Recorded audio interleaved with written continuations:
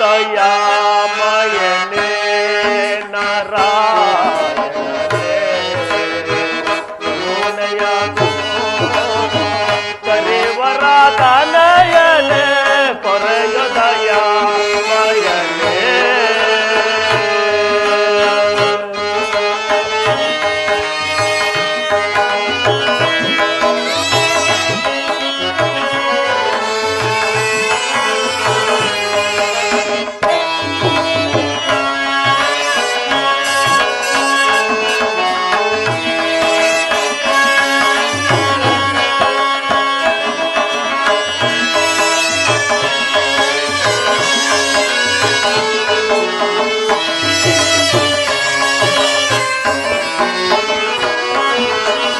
ಅರಿಯದೆ ಮಾಡಿದ ಅಪರಾಧಗಳ ಮನ್ನಿಸುತ್ತಾಯೋ ಲಕ್ಷ್ಮೀರಮಣನೆ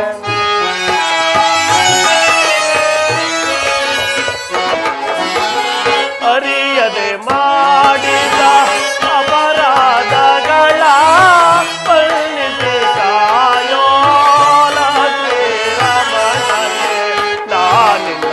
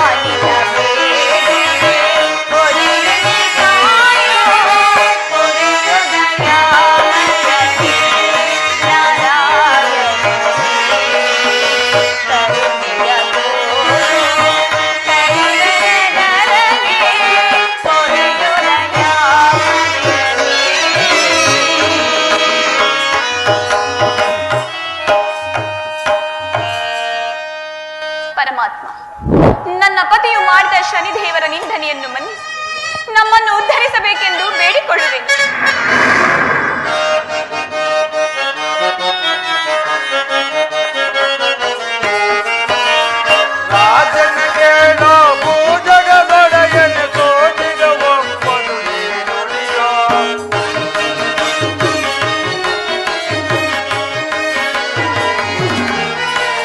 ರಾಜನ ಕೇಳೋ ಪೂಜಗದೊಡೆಯನ ಸೋಜಿಗ ಒಪ್ಪದು ನುಡಿಯ ಸೋಜಿಗ ಒಪ್ಪದು ನುಡಿಯ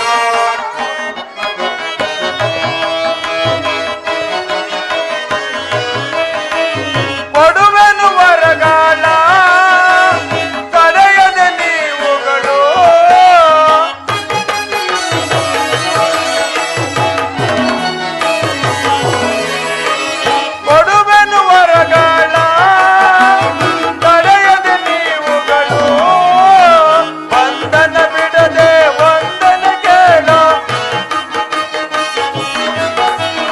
ವಂದನ ಬಿಡದೆ ವಂದನ ಕೇಳೋ ಪುಸ್ತಕವೇ ತಗೋ ಕಂದನನೆ ಪುಸ್ತಕವೇ ತಗೋ ಕಂದನನೆ ರಾಜನ ಕೇಳೋ ಭೂಜಗದೊಡೆಯನ ಸೋಜಿಗ ಒಪ್ಪದು ಸೋಜಿಗ ಒಪ್ಪದು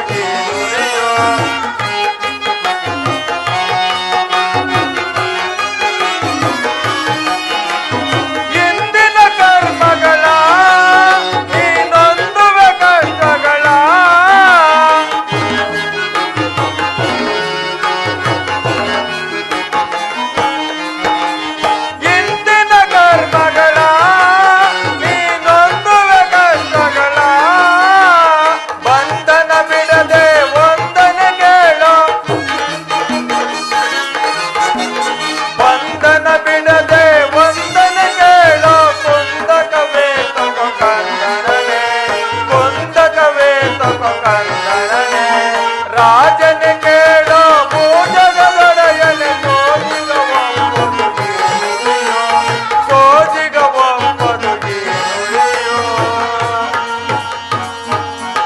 ಅಯ್ಯ ಸತ್ಯವ್ರತ ರಾಜನೇ, ನನ್ನನ್ನು ಸ್ಮರಿಸಲು ಕಾರಣವೇನು? ಸತ್ಯವ್ರತರ ಮಹಾರಾಜನೇ, ಶನಿದೇವರು ನಿನಗೆ ಕ್ರೂರವಾಗಿರುವುದರಿಂದ ನಾನು ನಿನಗೆ ಯಾವ ಸಹಾಯವನ್ನು ಮಾಡಲಾರೆ. ಆದ್ದರಿಂದ ನೀವುಗಳು ಎಲ್ಲಿಯಾದರೂ 7.5 ವರ್ಷಗಳ ಕಾಲವನ್ನು ಕಳೆದು ಅನಂತರ ನಿಮ್ಮ ರಾಜ್ಯಕ್ಕೆ ಹಿಂದಿರಿಸಿ, ಆಗ ನಿಮಗೆ ಶುಭವಾಗುವುದು. ನಾನಿನ್ನು ಬರುವೆನು. ಚಂದ್ರ, ಕೆಟ್ಟೆವು ದೇವಿ, ಕೆಟ್ಟೆವು. ನಮ್ಮ ಕುಲದೈವನಾದ ಶ್ರೀಮನ್ನಾರಾಯಣನು ಸಹ ನಮ್ಮನ್ನು ಕೈ ಬಿಟ್ಟನಲ್ಲ ದೇವಿ, ನಮ್ಮನ್ನು ಕೈ ಬಿಟ್ಟನಲ್ಲ. ಈಗೇನು ಮಾಡುವುದು ದೇವಿ? ಚಂದ್ರ, ಶ್ರೀಹರಿಯು ಹೇಳಿದಂತೆ 7.5 ವರ್ಷಗಳ ಕಾಲ ನಾನು ಎಲ್ಲಿಯಾದರೂ ಹೋಗಿ ಕಾಲವನ್ನು ಕಳೆದುಕೊಂಡು ಬರುತ್ತೇನೆ. ಅಲ್ಲಿಯವರೆಗೂ ನೀನು ನಿಮ್ಮ ತಂದೆಯವರ ಪಟ್ಟಣದಲ್ಲಿ ಸುಖವಾಗಿ ಇರುತ್ತೇವೆ. ಹೌದು ಹೌದು ದೇವಿ. ಬೇಡ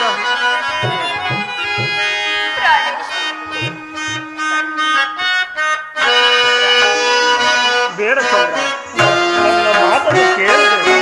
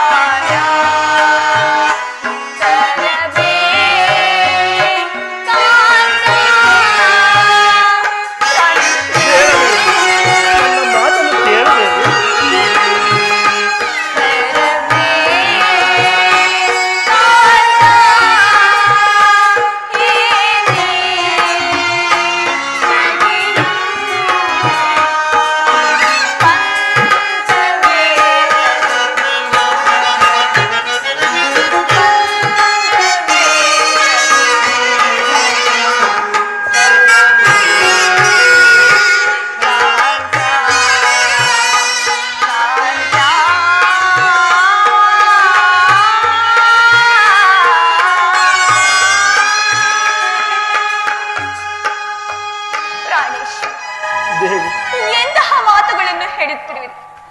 ನಿಮ್ಮ ಅರ್ಧಾಂಗಿಯಾದ ನಾನು, ನಿಮ್ಮ ಸುಖ ದುಃಖಗಳಲ್ಲಿ ಭಾಗಿಯಾದ ನಾನು, ನಿಮ್ಮನ್ನು ಬಿಟ್ಟು ಅರೆ ಘಳಿಗೆಯೂ ಇರಲಾರೆನು ಸ್ವಾಮಿ. ನವಮಾಸ ತುಂಬಿದ ಗರ್ಭಿಣಿಯಾದ ನಿನ್ನನ್ನು ಎಲ್ಲಿಗೆ ಕರೆದುಕೊಂಡು ಹೋಗಲಿ? ಮುಂದೆ ನಮಗೆಂತಹ ಕಷ್ಟವು ಬರುವುದೋ ಕಾಣೆನು ದೇವಿ. ನನ್ನ ಮಾತನ್ನು ಕೇಳಿದೇವಿ, ಖಂಡಿತವಾಗಿ ಕೇಳಿದ್ದೇವೆ. 7.5 ವರ್ಷಗಳು ಮುಗಿದ ಬಳಿಕವೇ ನಾನು ನಿನ್ನನ್ನು ಬಂದು ಸೇರುತ್ತೇನೆ. ಅಯ್ಯೋ ಪರಮಾತ್ಮ, ಏನು ಮಾಡಲಿ, ಏನು ಮಾಡಲಿ?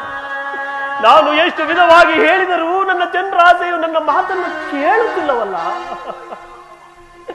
ಆಕೆಗಾದರೂ ನವಮಾಸ ತುಂಬಿದ ಗರ್ಭಿಣಿಯಾಗಿರುವಳು. ಮುಂದೆ ಆ ಶನಿದೇವರಿಂದ ನಮಗೆಂತಹ ಕಷ್ಟವು ಪ್ರಾಪ್ತವಾಗುವುದೋ ಕಾಣಲ್ಲ. ಹಾಗಲಿ, ಹಾಗಿದ್ದು ಹಾಗಲಿ. ಆಕೆಯನ್ನು ಸಹ ನನ್ನ ಸಂಗಡ ಕರೆದುಕೊಂಡು ಹೋಗುತ್ತೇನೆ. ದೇವಿ, ಚಂದ್ರ, ನಿನ್ನಿಷ್ಟವಿದಂತಾಗಲಿ. ಹಾಗೆ ಆಗಲಿ ದೇವಿ, ಹೋಗೋಣವೇ? ಹಾಗೆ ಆಗಲಿ ಸ್ವಾಮಿ. ಬಾ ದೇವಿ. ದೇವಿ, ಪ್ರಾಣೇಶ್ವರ, ಚಂದ್ರ, ನನ್ನದೊಂದು ಮಾತನ್ನು ಕೇಳಿದೇವಿ. ನಾವೇನಾದರೂ ಈ ಒಡವೆ ವಸ್ತ್ರಗಳನ್ನು ಧರಿಸಿಕೊಂಡು ಹೋಗುವುದೇ ಆದರೆ ಯಾರಾದರೂ ಪ್ರಜೆಗಳು ನಮ್ಮನ್ನು ಗುರುತಿಸಿ ಕಂಡುಹಿಡಿಯಬಹುದು. ನಾವು ದಾರಿ ಹೋಗಲು ಆಗುವುದಿಲ್ಲ.